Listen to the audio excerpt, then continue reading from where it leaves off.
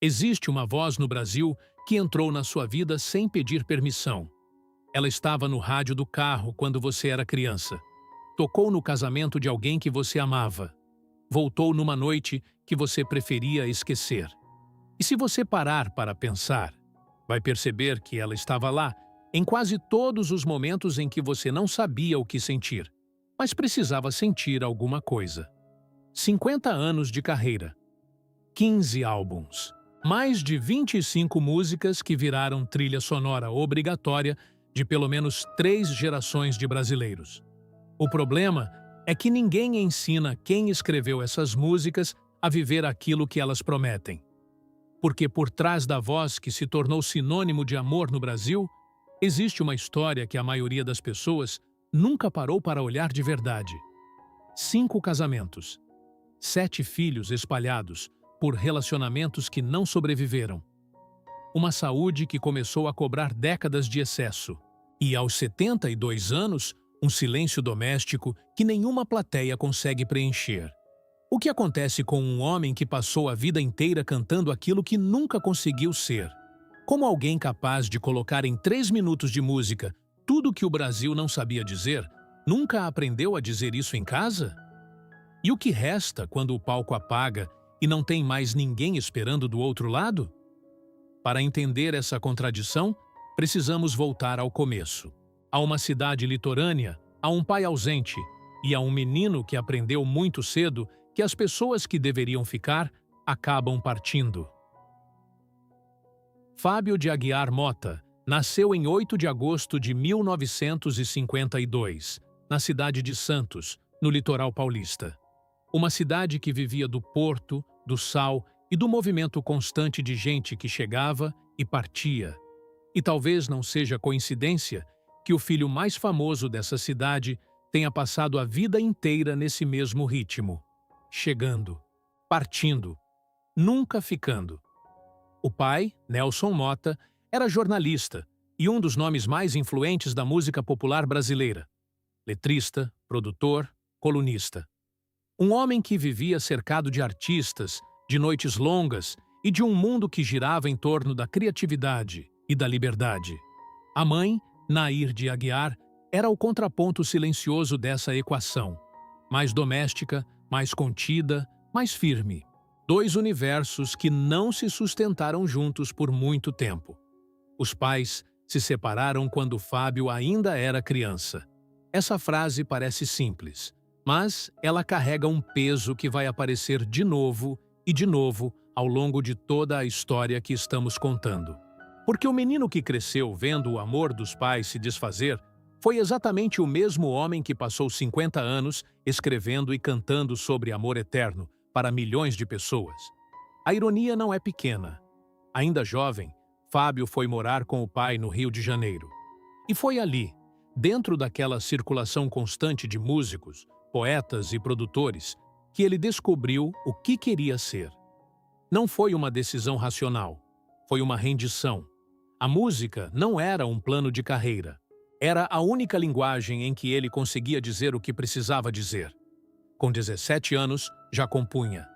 Com 18, já se apresentava. Em 1973, lançou seu primeiro álbum. O Brasil ainda não sabia o que estava prestes a receber. A virada veio em 1979, com o álbum Acontecimentos. Foi o disco que tirou Fábio Júnior do circuito dos iniciados e jogou no centro do Rádio Nacional. 1001 Noites tomou conta das paradas. A voz rouca, quente, com aquela textura de quem viveu cada palavra que cantava, chegou nos lares brasileiros, como se sempre tivesse pertencido ali. Nos anos seguintes, o fenômeno só cresceu. Como nunca amei ninguém. Alma gêmea. Tão seu. Descida. Uma sequência de músicas que não eram apenas sucessos comerciais. Eram confissões coletivas. O Brasil inteiro usava as letras de Fábio Júnior para dizer o que não sabia dizer sozinho, para declarar amor, para pedir perdão, para se despedir. No auge dos anos 80, Fábio Júnior era o maior nome da MPB romântica do país. Vendia milhões de discos numa época em que disco ainda era a medida de tudo. Lotava estádios. Aparecia na capa de todas as revistas. E cada entrevista confirmava a mesma imagem. O artista sensível, apaixonado, que acreditava no amor, com uma intensidade quase religiosa. O Brasil acreditou nessa imagem. Demorou muito tempo para perceber que por baixo dela havia uma contradição que o próprio Fábio Júnior nunca conseguiu resolver. O homem que cantava sobre amor eterno era o mesmo homem que não conseguia sustentar nenhum amor por tempo suficiente. E essa contradição estava prestes a se tornar pública de um jeito que nenhuma música conseguiria encobrir. A primeira vez que Fábio Júnior se casou, o Brasil mal sabia o seu nome. Era 1972. Ele tinha 19 anos e se uniu a Rejected Alves, com quem teve seu primeiro filho, Márcio. O casamento não durou, o filho ficou, e Fábio Júnior seguiu em frente com a velocidade de quem ainda não entendeu o peso do que deixou para trás. O segundo casamento veio com Cristina Cartacho. Mais um filho, Rafael. Mais uma separação. Mais uma despedida embalada em silêncio. Mas foi o terceiro casamento que parou o Brasil. Em 1984, Fábio Júnior se casou com a atriz Mônica Rodrigues da Costa, conhecida como Mara Maravilha, antes de ela se tornar Mara Maravilha. O casal teve um filho, Felipe Neto Motta, que décadas depois se tornaria um dos maiores criadores de conteúdo do Brasil. O casamento com Mônica também terminou, mas o filho que nasceu dali construiu um império próprio, com o sobrenome da mãe longe da sombra do pai. Depois veio Dominga Siqueira, mãe de Cléo, que também construiu uma carreira sólida na televisão e no cinema. Mais um relacionamento, mais uma separação, mais uma criança crescendo com a ausência do pai como pano de fundo. 5 casamentos no total. 7 filhos reconhecidos. Uma linha do tempo que parece, à distância, uma sequência de tentativas sinceras que nunca encontraram a forma certa de durar. E aqui está o ponto que a maioria das narrativas sobre Fábio Júnior evita tocar diretamente. Não se trata de julgamento moral. Separações acontecem. Relacionamentos terminam. A vida adulta é feita de escolhas que às vezes não funcionam. O que chama a atenção na história de Fábio Júnior não é a quantidade de casamentos, é o padrão que se repete por dentro deles. A distância emocional, a ausência física, a carreira sempre colocada acima de tudo o mais. Vários de seus filhos cresceram com versões diferentes da mesma história. O pai estava em turnê. O pai estava gravando. O pai estava no palco entregando para o Brasil aquilo que não conseguia entregar em casa. Cléo, em entrevistas ao longo dos anos, falou abertamente sobre a relação difícil com o pai durante a infância, sobre a saudade de uma presença que aparecia em discos e não aparecia em datas importantes, sobre o trabalho longo e doloroso de reconstruir uma relação com um homem que ela precisou aprender a conhecer já adulta. Felipe Neto raramente menciona o pai publicamente. E esse silêncio, para quem conhece a história, diz mais do que qualquer declaração. Mas a vida de Fábio Júnior não era feita apenas de ausências emocionais. Havia também um corpo que começava a cobrar a conta. Nos anos 2000, os excessos de décadas de estrada começaram a aparecer de forma visível. Problemas cardíacos, internações, uma saúde que havia sido tratada como secundária por muito tempo demais. Em 2014, Fábio Júnior foi internado em estado grave com uma infecção pulmonar severa. Os médicos foram diretos com a família. A situação era crítica. Ele sobreviveu. Mas aquela internação foi o tipo de evento que muda a perspectiva de um homem. Você fica olhando para o teto de um hospital, com a voz que encantou o Brasil reduzida a um fio, e começa a fazer um inventário de tudo que ficou por dizer, por fazer, por consertar. E então, como se a vida precisasse adicionar mais uma camada de complexidade, veio o quinto casamento.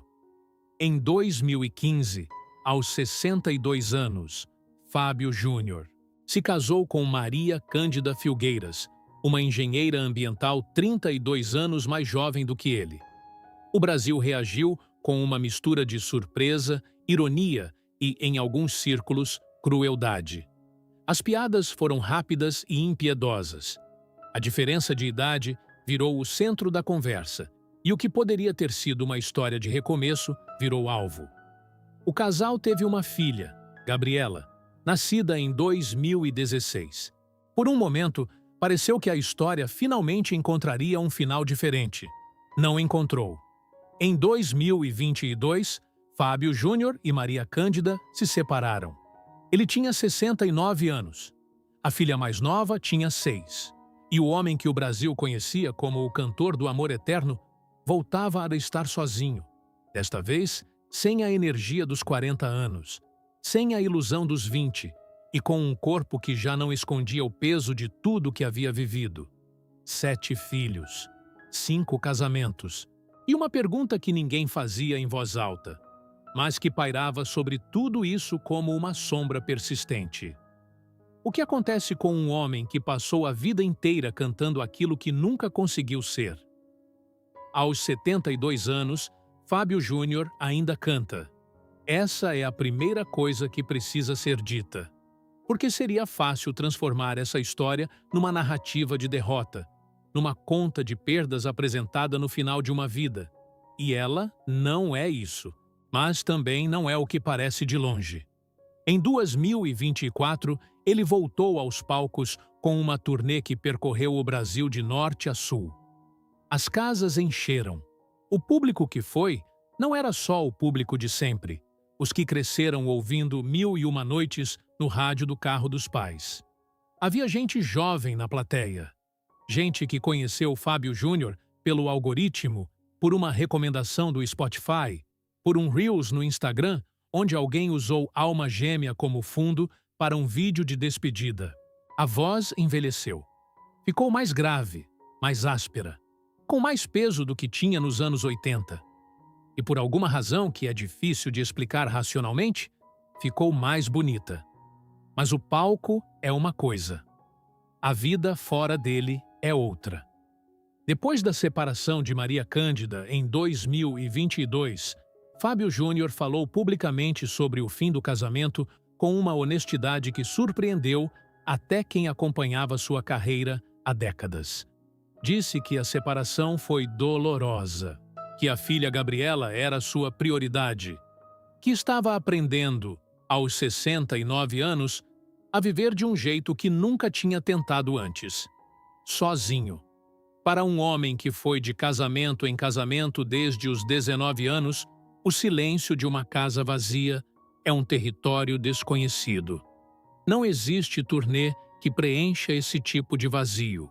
Não existe plateia grande o suficiente. E é aqui que a regra do eco fecha o círculo dessa história.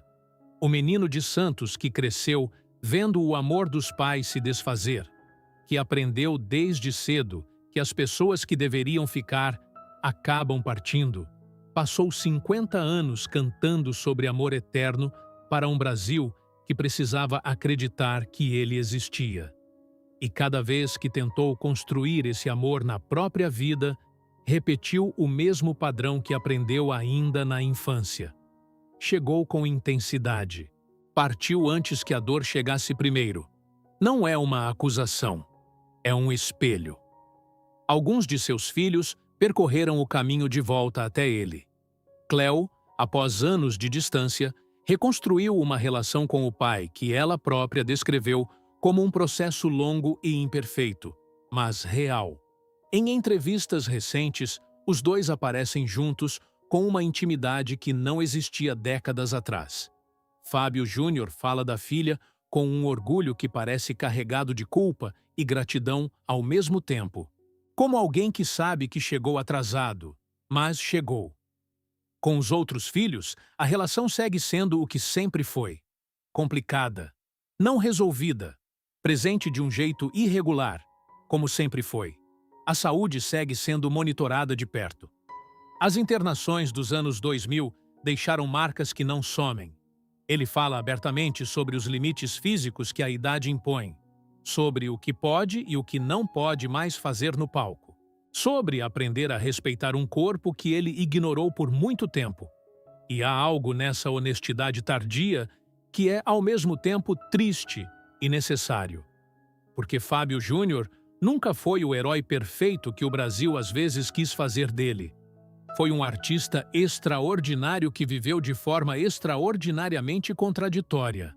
Um homem que tinha mais facilidade para amar em 3 minutos de música do que em 3 anos de casamento. Que soube construir um legado capaz de atravessar gerações, mas que teve dificuldade real de construir as coisas mais simples. Presença, continuidade, permanência. O legado existe e é inegável. Mais de 50 anos de carreira. Uma voz que o Brasil gravou na memória coletiva de um jeito que poucos artistas conseguiram. Músicas que vão continuar existindo muito depois que todos que estão lendo isso tiverem partido. Mas talvez a história mais honesta de Fábio Júnior não seja a dos discos de ouro, nem a dos estádios lotados. Talvez seja a de um homem de 72 anos que ainda está tentando aprender aquilo que suas próprias músicas sempre prometeram que era possível. Ficar. Se essa história te tocou de alguma forma, deixa o seu comentário aqui embaixo. O que as músicas de Fábio Júnior significaram na sua vida? Tem uma canção dele que ficou marcada num momento específico? Conta pra gente. Não esquece de deixar o like, se inscrever no canal e clicar no próximo vídeo. Tem muito mais história real esperando por você aqui.